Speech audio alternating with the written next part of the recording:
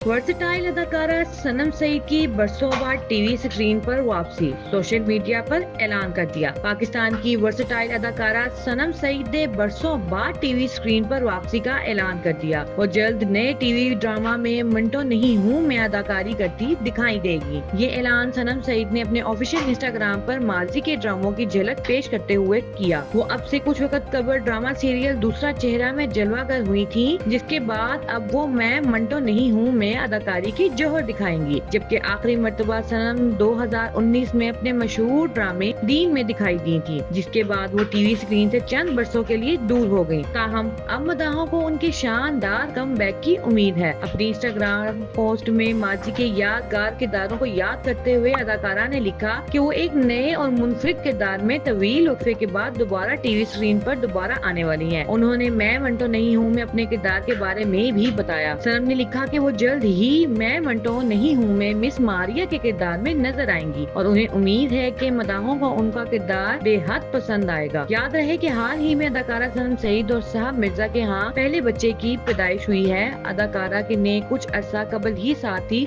अदाकार मुहिब मिर्जा से शादी का इंकशाफ किया था।